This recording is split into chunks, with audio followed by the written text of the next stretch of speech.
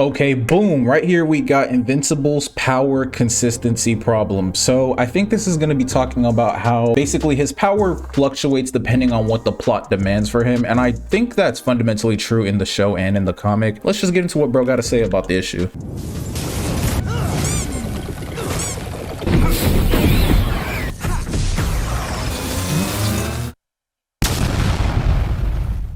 Invincible has a power consistency problem. Every episode is like rolling a roulette to see if Mark and the other characters will be strong or not. Mark in particular is constantly bested by villains far weaker than himself, which at first was fine.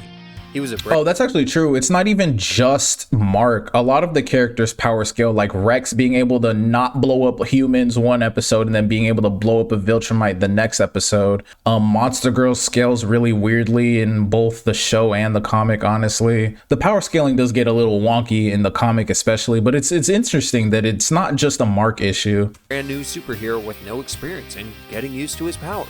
Of course he's going to be inconsistent. But then Season 3 starts out like this.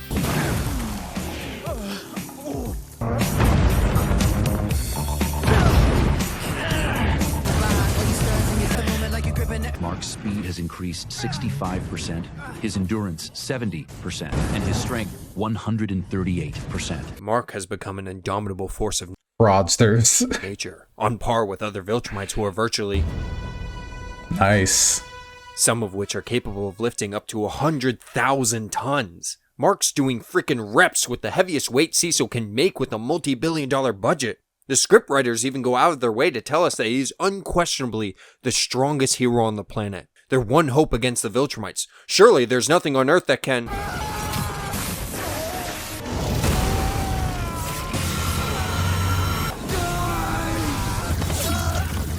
Oh. Fraudster. He's losing just as much, if not even more, than the previous seasons. How is he still struggling with some of these threats? He has no reason to hold back against these worms. What are they made out of? How can they just tank punches that are the equivalent of being struck with a meteor? Given how much the series has been gassing him up, I fully expected a One Punch Man moment here. Why do I feel like the other... But then Darkwing and those robots come in and handily deal with that situation. It's like, you couldn't deal with that, Mark? You're looking kind of like a fraud for real. Viltrumites would have been able to handle this situation Absolutely. within seconds. Or how about when Multi-Paul was trying to kill Rex? He was able to slow Invincible down. Granted, Invincible was clearly holding back here, but Amazon literally could have done their tried and true method of dragging a PNG across the screen with Mark just floating towards Rex, and Paul completely unable to stop him. Paul trying to stop Invincible would be the equivalent of a group of newborns attempting to stop an NFL linebacker in a full-out sprint. Mark didn't even flinch when he was hit by a train. Why would a group of normal people all of a sudden force him to go all out in order to get through them? And like a nerve gun? You mean a glorified taser? How can your dad get hit with this and only get a nosebleed, but you get hit with a nerve gun and you're practically out of the fight? It don't make no sense, bro. Your skin is thick and strong enough for you to sit in molten lava like it's a jacuzzi. Why is a nerve gun doing this to you? The other Guardians should be paralyzed for life if this is the case. That's what I'm saying. No, they should fucking explode if that's the case, bro. Except for the Immortal.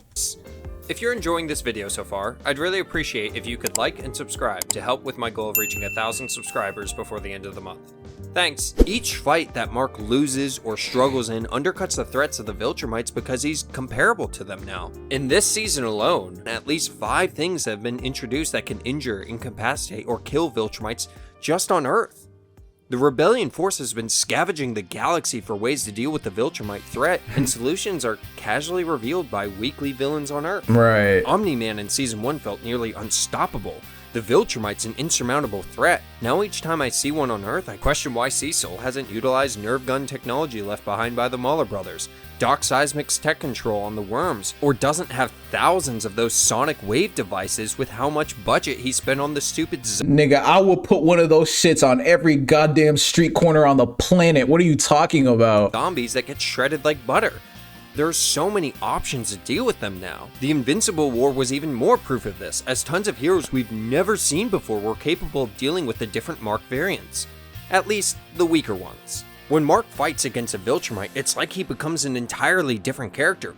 he's way stronger, able to take harder hits, dish out more damage, and so on and so forth. If he used a fraction of this type of strength in other And I think I used to kind of give him the excuse of like, oh, he's holding back because he doesn't want to hurt people, and he kind of is stubborn from an ideological point of view, so he doesn't want to use, you know, the maximum amount of power in every single situation. And that might be true to some extent, right? But like, I don't know, bro. So a lot of it does start to seem like writing inconsistency, but their situations, they would have been resolved almost instantly.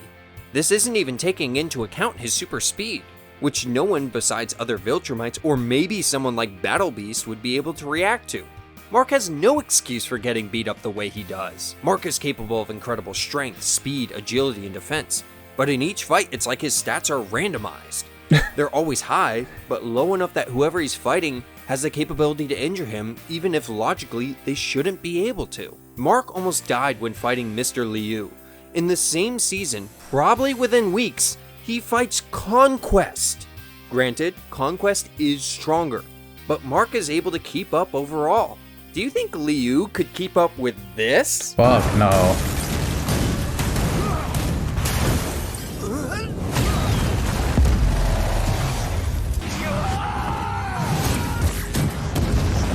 Liu's even in Season 1 dealt with by missiles from Cecil. Don't know if this was the end of the fight or not, but still. Mark was constantly overwhelmed in both strength and speed in his fight with Liu. The damage that resulted was a destroyed prison. Yet when he fought Conquest, they toppled cities and destroyed buildings with single punches. The fight was constantly changing location because of just how fast they move. Do you think Conquest would struggle at all against Liu? He'd get bored after killing him for the 12th time without a struggle and then launch him into the sun just to get rid of him. I expected Mark's fight with Liu to go more something like this. Or like this. In each fight, I'm hoping that Mark actually tries and isn't bullcrapped into losing by some dumb reasoning. Usually getting defeated or heavily injured by something he or another Viltrumite of a similar caliber has shown themselves overcoming. It's really frustrating how many things can damage Mark and other Viltrumites without any explanation. For crying out loud, Angstrom literally fights Invincible with a bunch of cameras. Why are these suddenly able to overpower someone capable of lifting freaking icebergs and flying through concrete and steel buildings as if they were made of paper? What makes these cameras so special? Once again, I expected something more like this. In every fight, I'm surprised either by how weak or strong mainstay characters are. I can never quite put my finger on where they fall strength-wise. And I feel the durability of Viltrumites is constantly shifting from being borderline Superman to more Captain America. Still very strong and durable, don't get me wrong, but the difference between the two is absolutely massive. Yeah. For example, somehow Rex was able to kill a Mark variant. Like, it was a great scene, don't get me wrong, but everything I've witnessed so far, that should be way outside his capabilities. Our Mark survived a nuke a couple episodes ago, for crying out loud.